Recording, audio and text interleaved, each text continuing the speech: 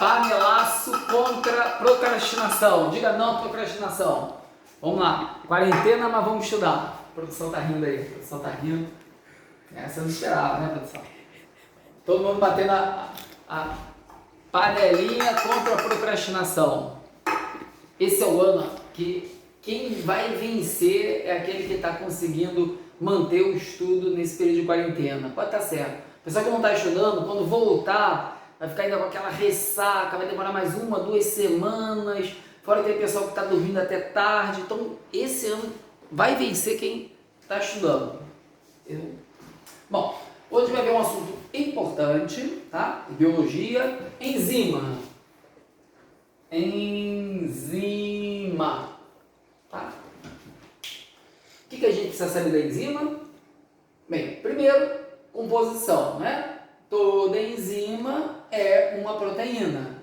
Não é exceção, toda enzima é uma proteína. E a proteína... Proteína. O que é uma proteína? A proteína é uma macromolécula. Tá? É um polímero, tá? Onde você agrega vários monômeros. Tá? Então, é uma macromolécula formada por vários o quê? Aminoácidos. Aminoácidos. A proteína pode ter de 50 até 50 mil aminoácidos. Tá? Uma proteínazinha menor, com 5, 10 aminoácidos, é um peptídeo, um polipeptídeo. Tá? Então, a proteína é gigantesca, é uma macromolécula formada por vários aminoácidos. Existem 20 tipos de aminoácidos. Agora, imagina o seguinte, né? Se fizer uma combinação, a gente até viu aula de matemática, combinação, tá? Usando 20 aminoácidos com 50 mil, tá? Possibilidades. Isso aí vai dar infinitas proteínas. Existem várias proteínas. Tá? Então, você tem vários tipos de enzima.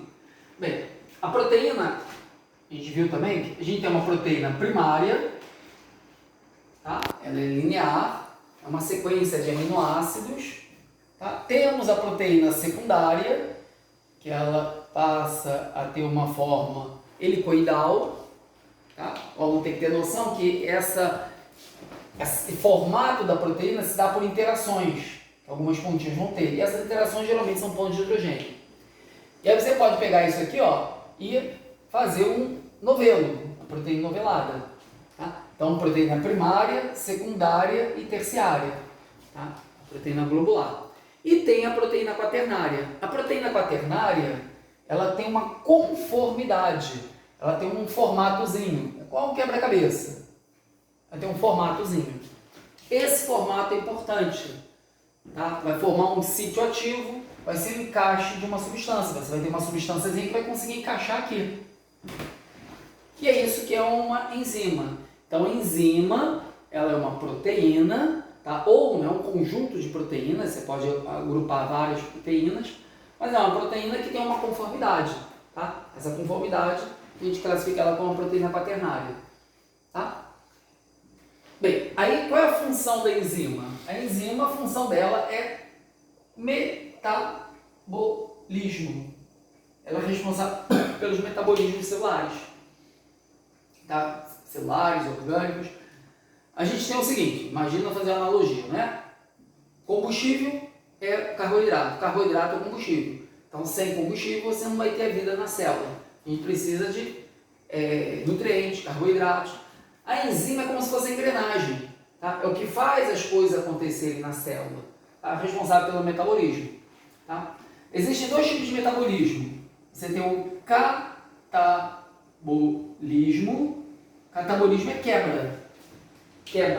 Então a enzima ela pode ter uma função catabólica, de quebra. Exemplo, digestão.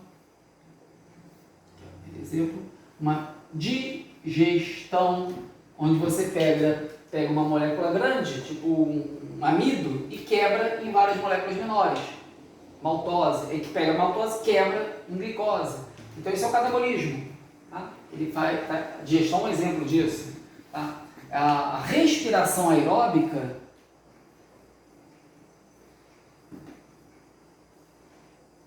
você pega glicose mais oxigênio, vai quebrar tudo em gás carbônico e água, também é um catabolismo. Respiração aeróbica é um catabolismo, é uma reação de quebra. E o que é anabolismo? Anabolismo. Anabolismo são as sínteses. Então, catabolismo é quebra, anabolismo é síntese. Você vai sintetizar alguma coisa. Aí o pessoal remete logo, anabolismo, anabolizante. Olha como eu estou forte aqui, ó. Isso aqui é tudo whey protein.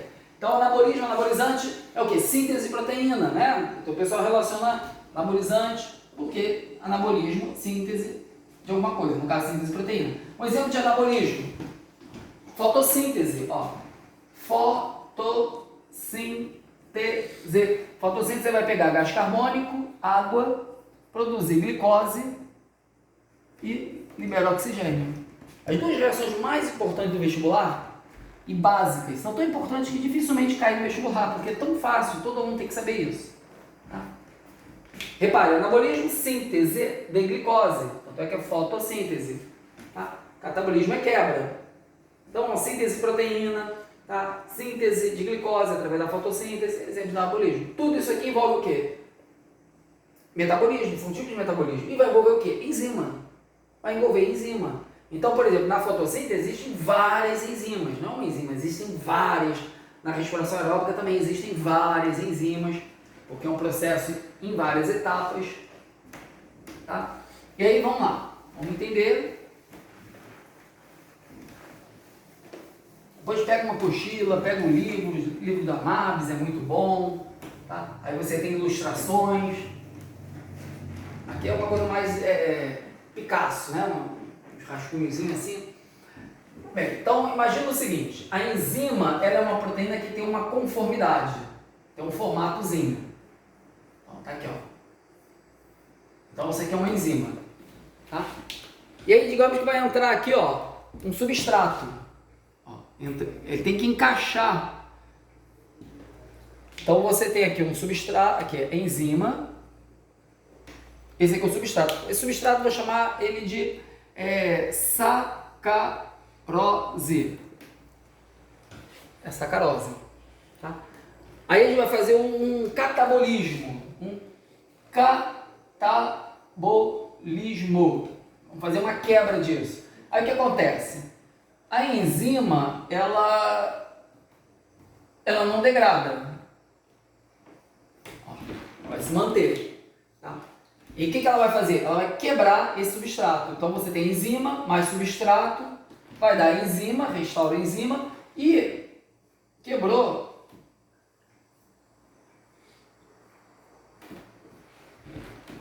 Isso aqui, ó. Então a enzima encaixou, quebrou, e aí você vai ter, ó, os componentes da sacarose. De que é feita sacarose? Frutose e glicose. Pronto. Aí a enzima vem, ó, vai pegar outro substrato, quebra, pega outro substrato. Tá? Então a enzima ela se mantém, ela não é degradada. Então a gente tem o seguinte, ó, enzima mais substrato é igual ao quê? Enzima mais produto. Enzima mais produto. Tá? Quanto mais produto você tiver, maior é a atividade enzimática. Quanto mais produto você tiver, maior é a velocidade da reação. Tá? Então, a velocidade é medida pela quantidade de produto que você vai ter aí no final dessa reação. Tá? Agora você tem o seguinte, ó, você pode ter o sentido contrário. Tá? Eu posso ter aqui uma enzima. Aí encaixam aqui, ó, dois substratos. Vou encaixar aqui, ó, e ocorrem ligações químicas, interações que fazem com que isso se una. Aí você vai produzir, ó, a sacarose. Tá? Isso ocorre nas plantas. As plantas vão produzir glicose, faz o isômero, metaboliza, produz frutose também, junta, aí você tem a sacarose. Então, daqui para cá é um anabolismo. Anabolismo.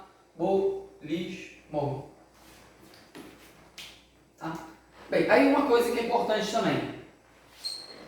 É o nome da enzima, não é? Então eu posso dizer que a enzima que quebra a sacarose é chamada de sacarase.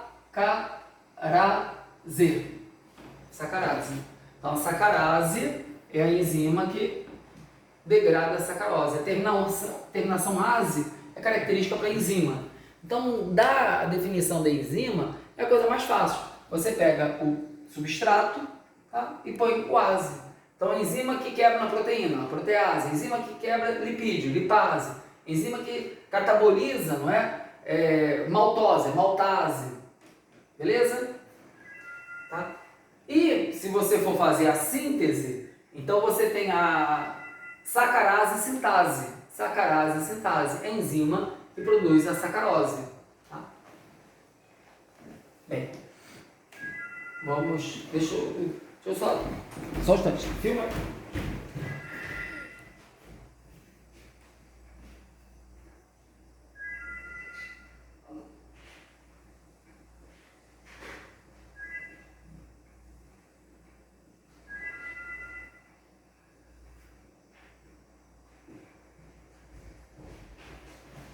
Vamos lá?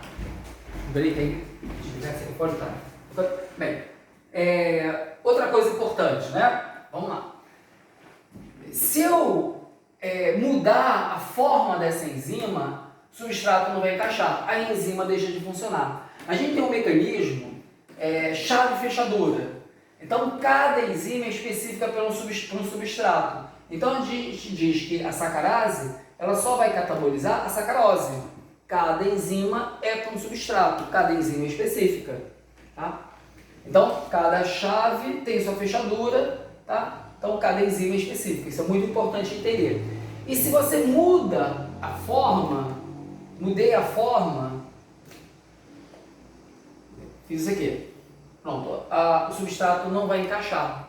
Tá? Aí você perde a conformidade da enzima. Tá? E ela não funciona. Como é que a gente pode fazer isso? Alterando a temperatura, tá? Aquecendo. Então, a gente tem um gráfico.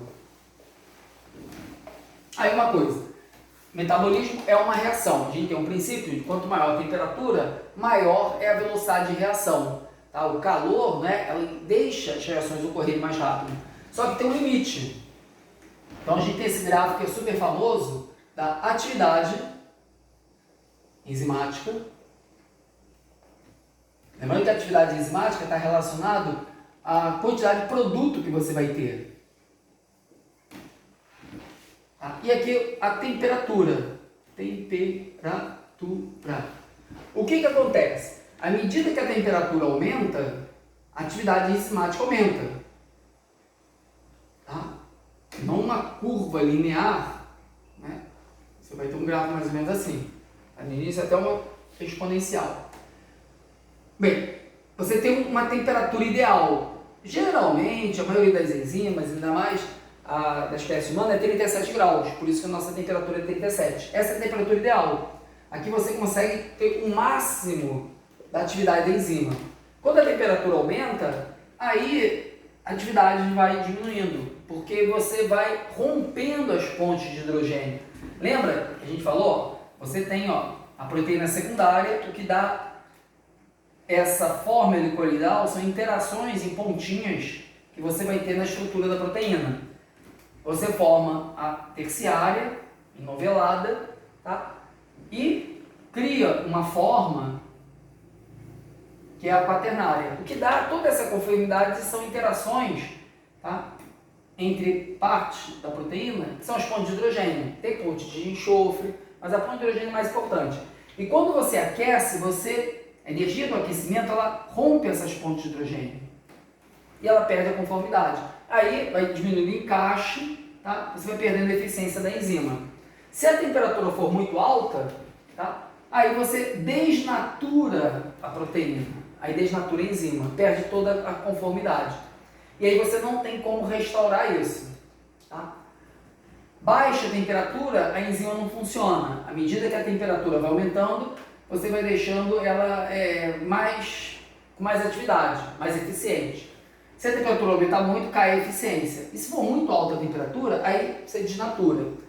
A gente pode dizer que uma temperatura de desnaturação, para a maioria das enzimas humanas, é 80 graus. 80 graus você desnatura as enzimas. Tá? Aí é um processo irreversível. Tá?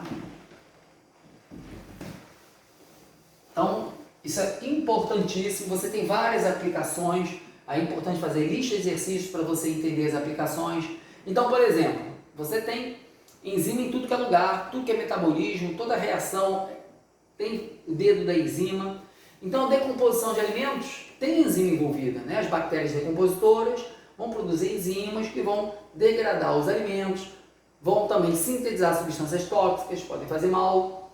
E aí a gente tem o seguinte, o entendimento disso aqui a gente consegue entender dois métodos de conservar alimento. Um, tá, que é muito comum a partir do século XX, é baixa temperatura. Então, quando você tem temperaturas muito baixas, o comportamento das enzimas, a atividade enzimática bacteriana, a atividade enzimática de decomposição é muito baixa. Então, o alimento não estraga. Por isso que a gente tem o principal método de conservação de alimentos, que é a geladeira. Você põe um produto na geladeira, baixa a temperatura e não estraga. Congelou, tá? Temperatura ainda bem baixa, atividade enzimática é muito baixa. Outro também, não é? Quando você ferve, tá? Quando você ferve, temperaturas altas, né? Você desnatura qualquer proteína, tá? Enzimática. Tá? Então, por exemplo, se você tem ali um leite, tá? Vai ter bactérias ali, em contato com água vai ter bactérias. Ferver o leite, tá? Você vai matar as bactérias, porque você vai desnaturar todas as enzimas da bactéria, a bactéria não vai conseguir respirar, viver e tal, aí você desnatura a enzima, mata. Então, ferver é um processo de conservação. Mas se você deixar depois aquela matéria orgânica exposta ao ar, vai ter contato com bactérias. Então você ferve, tá? Tampa, tá? Para evitar, não é, a entrada de novas bactérias. Então, congelamento, baixa temperatura, altas temperaturas são métodos de conservação. Beleza? Lembrando que quando você ferve o alimento, por exemplo, o leite, você vai desnaturar as enzimas da bactéria que vão estar ali no leite, que possam fazer mal, degradar o leite. Mas a caseína, a proteína que você vai ter ali no leite, ela não é... Mesmo que você mude a conformidade, você vai ter o que é importante no alimento proteico, que é o quê? Os aminoácidos. Não importa se você desnaturar, se você mudar a forma daquela proteína, já que você vai se alimentar, ela vai cair no teu estômago, tá? Vai ser degradada pelas enzimas e aminoácidos. O importante é você manter a integridade dos aminoácidos. Tá? Então, nós temos esse gráfico importante da atividade enzimática com a temperatura.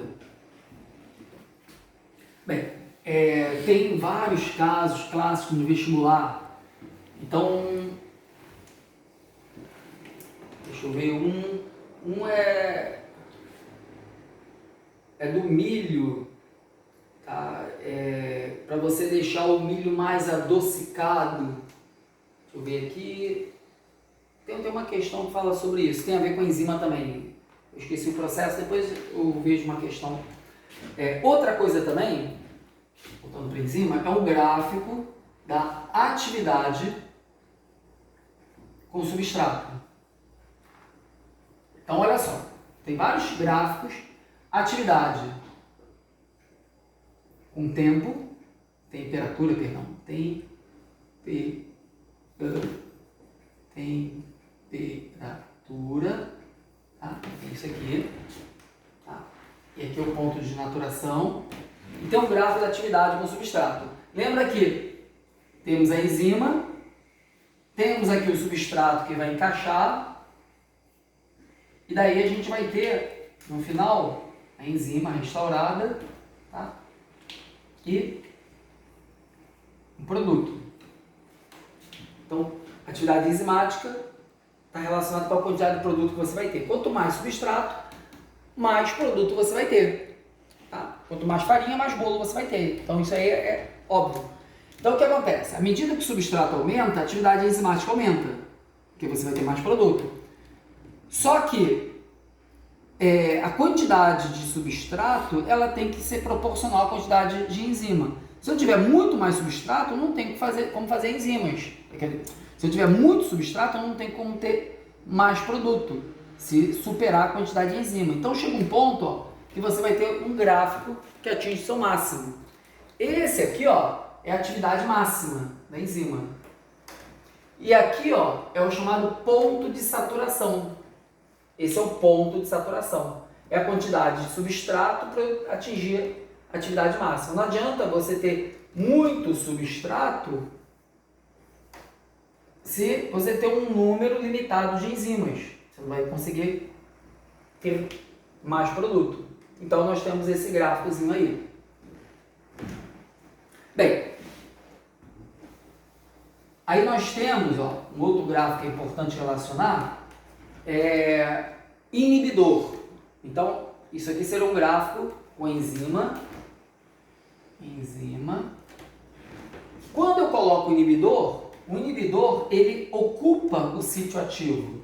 Então, eu posso ter um inibidorzinho, ó, que vai ocupar esse sítio ativo, vai entrar aqui. E aí o teu substrato, ele não vai conseguir entrar nessa enzima. Ele não vai conseguir entrar. Então, o inibidor, ele inutiliza a enzima. Atenção, ele vai ocupar o sítio ativo e a enzima vai perder sua atividade. O inibidor ele não desnatura a enzima, tá? Ele vai diminuir a atividade. Então, você teria um gráfico da enzima com o inibidor, assim, ó. Esse aqui seria um gráfico da enzima na presença de inibidor. Na presença de inibidor. Tá? Bem, aí temos um outro gráfico famoso. Vamos montar de novo aqui, ó, parecido com esse. Esse aqui é a atividade enzimática, que é o substrato. Aqui, ó, à medida que você aumenta a quantidade de substrato, a atividade aumenta. Beleza, esse é o gráfico da enzima, suas condições normais. Agora a gente tem um negócio chamado inibidor competitivo. Tá? Ele compete com o substrato. Geralmente o inibidor competitivo, ele tem uma aparência, ele parece com o substrato, tem uma semelhançazinha. Então ele vai ocupar o sítio ativo, tá? E ele vai competir. Quando eu tenho pouco substrato e mais inibidores, no caso do inibidor competitivo, eles vão ocupar todo o sítio ativo. Tá? A atividade enzimática vai ser baixa.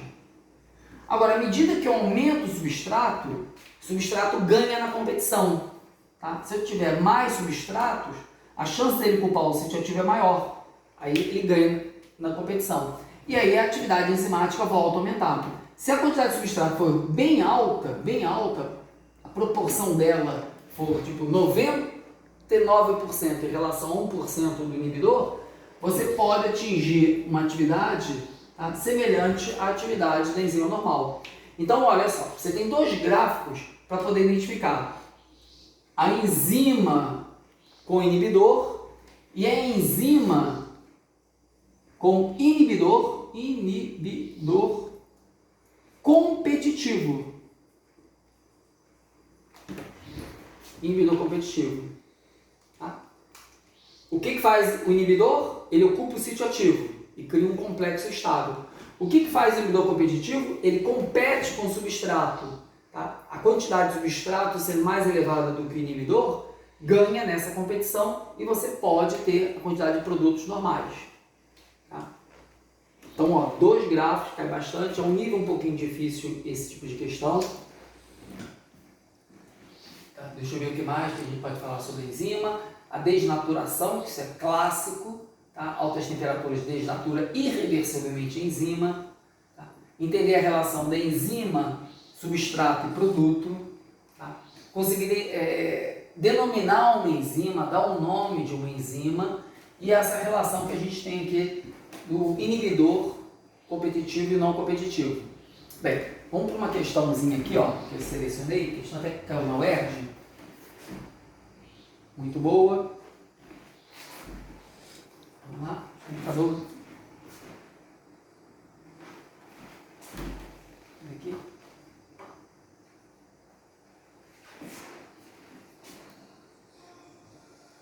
Bem, aqui, produção. Entrou aqui, ó. Olha só essa questão muito boa, tá? O índice de acertos é baixíssimo, muita gente erra essa questão. Vamos analisar item por item, né? A hidrólise da sacarose. Hidrólise é quebra, né? Lise é quebra. Uma coisa que eu não falei é que toda enzima é hidrolítica. Então, o meio para ocorrer as reações, o metabolismo, tem que ser água. Por isso que você tem aquela premissa, né? Onde tem água, tem vida. Tá? A célula, né? O interior da célula tem muita água. As reações enzimáticas ocorrem em meio aquoso.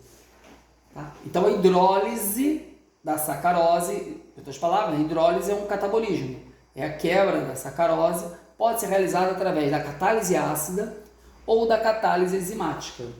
Então, você pode ter um ácido que pode quebrar a sacarose, ou pode ter a enzima, no caso a sacarase, que pode quebrar. Bem, e o experimento para medir a variação da concentração da sacarose em função do tempo de incubação, 3 soluções idênticas desse disacarídeo, né? Aí tenta entender palavra a palavra. Disacarídeo é a sacarose, né? Tá? A sacarose é um disacarídeo, amílio é um polissacarídeo, tá? Aí foram submetidas à hidrólise ácida e enzimática, tá? Em 3 temperaturas, né? 37, T1 e T2. Bem, aí tá os gráficos, um gráfico aqui é 37 graus. Bem, a partir da análise do gráfico de referência das curvas, que representa a hidrólise ácida e enzimática respectivamente, e o número do gráfico compatível com o experimento realizado a 80 graus. Deixa eu subir um pouquinho aqui. Isso é uma questão múltipla escolha. Mas é isso aqui. O que ele quer? Primeiro, né? Ele quer a curva que representa o ácido e a enzima. Tá? No gráfico aqui de referência. Qual que é o ácido e qual é a enzima? Tá? Vamos entender, ó, vou até fazer aqui no quadro. Análise gráfica importantíssima. Gráfico é tudo, né? Geografia tem gráfico, matemática nem se fala, física também nem se fala, e biologia também tem gráfico. Então, quando você for analisar o gráfico, tem que olhar primeiro os eixos. O que o eixo está te dizendo? O eixo da abscissa, né, que é o X aqui, ó, é o tempo. O eixo da ordenada é a concentração de sacarose. Então, aqui, ó, você tem o tempo e aqui a concentração da sacarose, que é o produto, é o substrato. Entenda que a gente tem, ó, sacarose mais enzima vai ter glicose e maltose, glicose e frutose. Tá?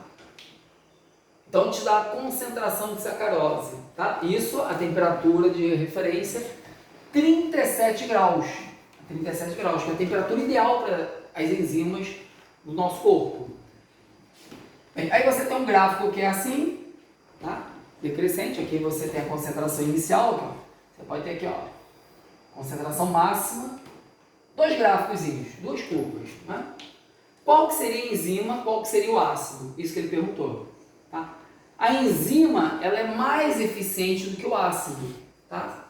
Por isso que nossa digestão é enzimática, tá? A enzima é mais eficiente. Então, qual desses gráficos representa uma eficiência melhor? Ó, se a gente quer degradar, hidrolisar a sacarose, né? A gente quer fazer a hidrólise, a gente quer quebrar a sacarose, a quantidade de sacarose ela tem que diminuir. Então a sacarose ela vai diminuir para formar a glicose e frutose. Então olha só, nessa curva aqui você tem uma queda mais acentuada da sacarose. Você tem que conseguir interpretar que essa queda quer dizer que a sacarose está sendo digerida, tá? Bem mais rápido, tá? Cai. Então isso aqui seria enzima. O ácido, ele também tem essa função de quebra. O ácido ele vai quebrar também. Só que não é tão eficiente quanto a enzima, ainda mais a 37 graus. Aqui seria o ácido. Pronto. Então, primeira pergunta, identificada. Então, vamos ver aqui, ó. Vem para cá. Então, a gente já identificou que esse aqui é o ácido, e esse aqui é a enzima. X é o ácido, Y é a enzima.